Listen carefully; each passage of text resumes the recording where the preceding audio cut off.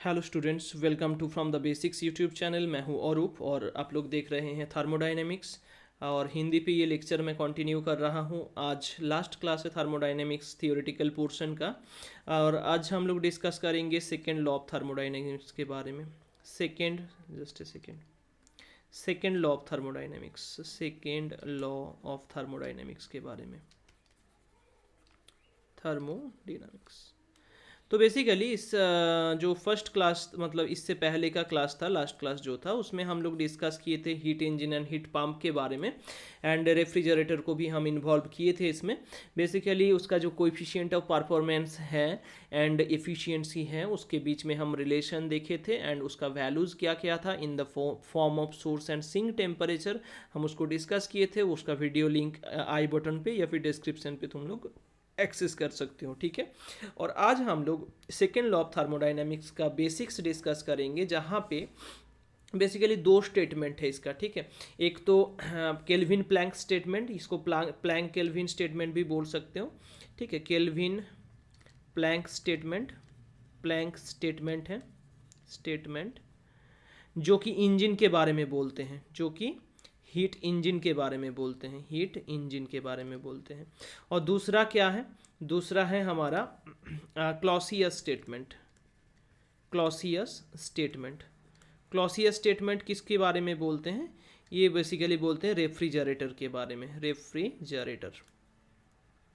तो heat engine refrigerator जो नहीं देखे हो, ये मतलब मैंडेटरी है कि उसको जाके थोड़ा देख लो, नहीं तो समझ नहीं पाओगे इसको, ठीक है। मैं फिर भी कोशिश कर रहा हूँ, ठीक है। मतलब उसको देखोगे तो आसान होगा एक्चुअली, ठीक है। थोड़ा सा मतलब लगेगा कि हाँ उस टाइप का ही है, ठीक है। देखो केल्विन प्लैंक स्टेटमेंट क्या कहते हैं इंजन के बारे में। जैसे हम एक बाइक का एग्जांपल दिए थे कि बाइक में हम पेट्रोल डालते हैं, उस पेट्रोल से कुछ ना कुछ दूरी तक वो जाता है। लेकिन मान लो वो जो बाइक चलता है ना, अंदर मोटर घूमता है, उसकी वजह से कुछ हीट प्रोड्यूस होता है। तो वो अगर हीट प्रोड्यूस ना हुआ होता तो उस फ्यूल से थोड़ा और दूरी जा सकते थे हम, राइट। उस फ्यूल से थोड़ा और दूरी जा सकते थे। हो सकता है कि 2 मीटर 3 मीटर हो, लेकिन जा सकते थे ना। तो बेसिकली उसमें कुछ लॉस होता है, ठीक है। तो 100% एफिशिएंटली मतलब 100% एफिशिएंसी वाला इंजन पॉसिबल नहीं है कि जितना उसमें पेट्रोल डाले पूरा एकदम एग्जीक्यूट करे वर्क डन में, या जितना हम इलेक्ट्रिसिटी उस पर दे 100% वो काम में लगाएं उस चीज़ को, ठीक है। कोई भी बल्ब भी हो सकता है, उसमें रेजिस्टेंस कुछ चीज़ खा लेते हैं, बाकी जो दिखाते हैं हम लोगों को वो तो बस रोशनी दिखाते हैं, और बाकी तो हीट में जाता है कुछ, ठीक है। इस टाइप पे कुछ लॉस हो जाता है उसमें, ठीक। तो 100% एफिशिएंसी का इंजन इज़ नॉट पॉसिबल। तो यहाँ पे स्टेटमेंट को थोड़ा ऐसे भी हम घुमा फिरा के ऐसे बोल सकते हैं कि it is impossible, it is impossible, impossible to construct an engine with 100% efficiency. इस मतलब शॉर्ट फॉर्म पे ऐसे बोल सकते हैं इनसे। लेकिन हाँ, इसको कुछ कुछ टीचर्स जिसको मतलब क्या बोलो, जिसको बेसिक भी पता नहीं है वो काट देंगे इसको लिखोगे अगर, क्योंकि वो रटे हुए हैं ना, टीचर भी खुद रटे हुए होते हैं कुछ कुछ टीचर्स, ठीक है। अगर ऐसे करोगे, ऐसे लिखोगे, काट देंगे, लेकिन समझेंगे नहीं कि इसका मतलब क्या है। तो बेसिकली स्टेटमेंट जो है उसको लिखने के लिए थोड़ा सा और ऐसे मतलब एक्सपांड करके लिखना होगा कि ये it is impossible to construct an engine which will totally convert the absorbed heat into work done, ठीक है। ऐसे लिखना होगा, नहीं तो कुछ कुछ टीचर्स काट देते हैं उसको, ठीक है। तो लिखना है, देखो इसको अगर नोट किए तो बहुत सही, नहीं तो ऐसे भी लिख सकते हो इस चीज़ को कि it is impossible for an engine to convert total absorbed heat into work done. Total absorbed heat को वर्क डन पे कन्वर्ट करना इम्पॉसिबल है कोई भी इंजन के लिए, वो कुछ ना कुछ वेस्ट करेंगे ही, ठीक है। ये बेसिकली हीट इंजन का रूल है। कि वहाँ पे देखे थे लास्ट क्लास में कि Q2 amount of heat waste हो रहा था। सेम रेफ्रिजरेटर में क्या है, रेफ्रिजरेटर में देखो नॉर्मली होता क्या है, गर्म बॉडी से ठंडा बॉडी की ओर हीट जाता है। तो अगर ठंडे से गर्म बॉडी की ओर हीट जाना है तो डायरेक्टली वो नहीं जाएगा, उसमें कुछ काम करना पड़ेगा, ठीक है, कुछ इनपुट देना होगा, कुछ वर्क डन देना होगा। तो इस बेसिस पे ही है कि it is impossible by a process in which क्या होगा ना, in which heat transfers from lower to higher temperature, lower से हायर टेम्परेचर पे हीट ट्रांसफ़र हो रहा है, ये पॉसिबल नहीं है विदाउट, अगर हम उसमें without doing any work on it, without doing any work और एक्सटर्नल वर्क ऑन इट। अगर हम उसके ऊपर कुछ एक्सटर्नली काम ना करें तो वो मतलब लोअर टू हायर टेम्परेचर पे लेके नहीं जाएगा। जैसे एक ये रहता है, मतलब एक मान लो वाटर का ही सिचुएशन ले लो। वाटर क्या है, नीचे रहता है ना, वो जैसे सबमर्सिबल के नीचे रहते हैं। ऊपर उठाना है तो क्या करता है, नॉर्मली तो यूजुअली नहीं चला जाएगा, ऐसे छोड़ देंगे तो नहीं जाएगा, है ना। उसमें क्या करना, एक पंप लगाना पड़ता है, वाटर पंप लगाना पड़ता है जो उसको लेके जाता है ऊपर तक, है ना। तो बेसिकली कुछ काम करना पड़ रहा है तो ही नीचे से ऊपर जा रहा है। तो लोअर, सेम चीज़, lower temperature to higher temperature अगर पहुंचना है तो कुछ काम करना ही होगा उसके ऊपर, ठीक है, ये है। और फिर इसमें तो ये हो गया तो दो स्टेटमेंट, ठीक है। इस तरीके से कुछ कुछ अपने मतलब लैंग्वेज यूज़ करके इसको लिख सकते हो, कोई प्रॉब्लम नहीं है वैसे, ठीक है।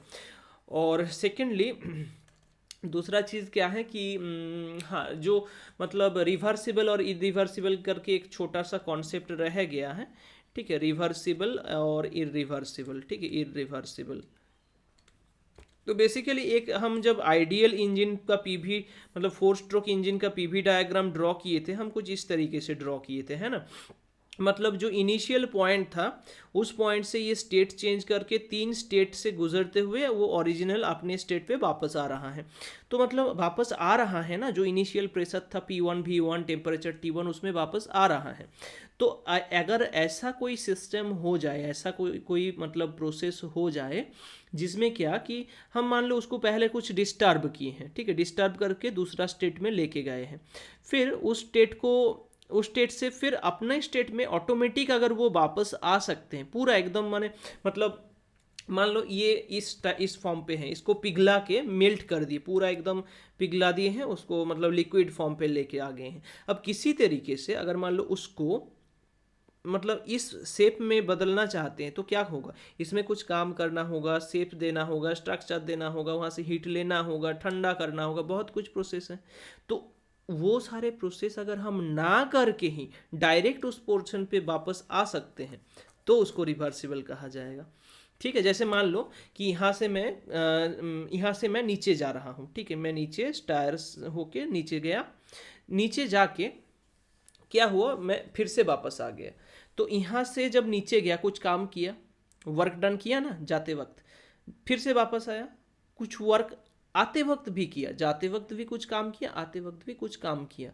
तो ये जो दोनों काम तो किया ना हम, तो अगर हम मतलब ये ऐसा होता, अगर जाते वक्त काम वेस्ट हुआ, ठीक है, मैं टायर्ड हो गया जाते वक्त, जब वापस आया तो वो टायर्डनेस पूरा हल्का हो गया। मतलब क्या है, जब रिटर्न आ गया तो वो जो एनर्जी लॉस हुआ था वो गेन करते करते चला आया, ठीक है। ऐसा अगर हो जाए तो उसको बोलेंगे रिवर्सिबल प्रोसेस। बस ऐसा होगा नहीं, यह होता भी नहीं है। तो सेकेंड लॉ ऑफ थर्मोडाइनमिक्स बहुत ही इंटरेस्टिंग चीज़ है। एक तो वो वाला चीज़ कि एक इंजन 100% एफिशिएंटली काम नहीं करेंगे, मतलब एकदम रियल फैक्ट है पूरा। और रेफ्रिजरेटर की भी सेम चीज़ है।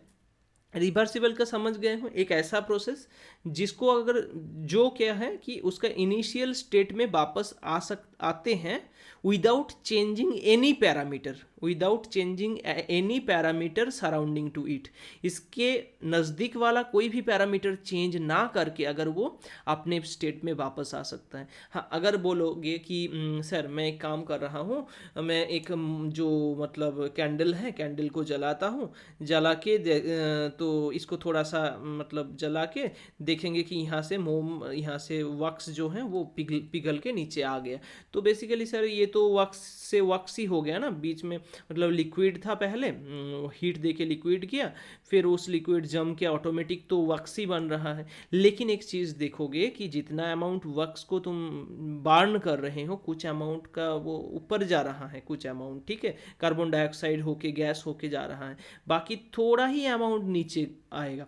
ये ऐसा बड़ा सा एक कैंडल लोगे, देखोगे बहुत छोटा सा अमाउंट, थोड़ा सा ही बस नीचे बच गया होगा, ठीक है। तो बेसिकली रिवर्सिबल नहीं है वो भी, कोई भी प्रोसेस इन आवर यूनिवर्स, कोई भी प्रोसेस रिवर्सिबल नहीं है। अगर एग्जाम्पल दे दोगे तो बहुत अच्छा है, लेकिन नहीं होगा, ठीक है। इन आवर यूनिवर्स कोई भी प्रोसेस रिवर्सिबल नहीं है, कहीं ना कहीं पे थोड़ा बहुत चेंज हो जाएगा उसमें, ठीक है। और इरिवर्सिबल प्रोसेस, बाकी तो सारे प्रोसेस ही इन आवर यूनिवर्स इरिवर्सिबल है, जो कि क्या है, अपने स्टेट में वापस नहीं आ सकता। देखो अपने स्टेट में वापस आना मतलब है, देखो मान लो एक एक अब एग्जाम्पल इस टाइप में भी दे सकते हो कि सर मैं मान रहा हूँ कि एक लड़का है, एक स्टूडेंट है, वो पूरा चक्कर लगाया, 4 चक्कर लगाया, ठीक है, दौड़ के, अब आके रेस्ट ले लिया, ठीक है, पहले रेस्टिंग पोजीशन पे थे, वो पूरा रेस्ट था, रिलैक्स कंडीशन, अभी वो 4 चक्कर लगाया, लगा के आके फिर से बैठ गया, रेस्ट ले लिया, तो वो तो अपने स्टेट में वापस आ गया, वो तो कुछ किया नहीं। लेकिन नहीं, ऐसा नहीं होता है। जब वो बैठे हुए हैं ना, तो बहुत सारे पैरामीटर्स को वो खो दिए हैं। हो सकता है वो जो खाना खाए थे उसका खाना थोड़ा अमाउंट गया उसमें, ठीक है, जो खाना खाए थे पेट में है ना, तो अब आउटर स्ट्रक्चर से थोड़ी ये थर्मोडाइनमिक्स चलेंगे, पूरा लेना होगा, इंक्लूड करना होगा उसमें, ठीक है, इंटरनल एंड एक्सटर्नल सारे को लेके। एक भी थोड़ा सा भी पैरामीटर अगर छूट गया, डेल्टा अमाउंट ऑफ छूट गया, बस रिवर्सिबल नहीं रहेगा, ठीक है। तो इस तरीके से मतलब रिवर्सिबल एंड इरिवर्सिबल प्रोसेस होता है। देखो यहाँ से तुम लोगों का रिवर्सिबल से कोई न्यूमेरिकल्स नहीं पूछेंगे, जस्ट डेफिनेशन पूछ सकते हैं कि what is reversible process, what is irreversible process, what is second law of, what are the statements of second law of thermodynamics, ठीक है, ऐसे पूछते हैं।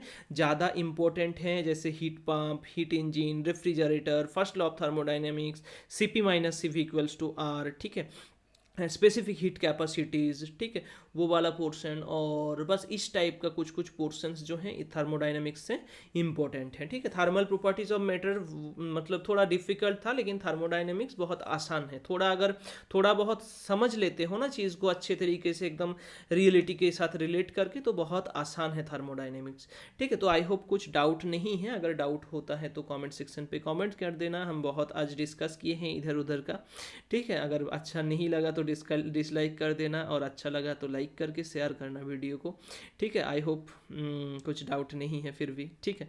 तो और अगर इस चैनल पे नया हो तो चैनल को सब्सक्राइब करके बेल आइकन को हिट कर देना, ताकि इस टाइप का नया informative and education related videos तुम लोगों के पास सबसे पहले पहुंच जाए। हम कोशिश कर रहे हैं हर चैप्टर का न्यूमेरिकल्स लाने का भी, लेकिन पहले थियोरेटिकल पोर्शन को हिंदी में कंप्लीट कर लेते हैं, फिर हम ज़रूर लाएंगे, ठीक है। आई होप सब कुछ क्लियर है। Thank you for watching this video, thank you so much.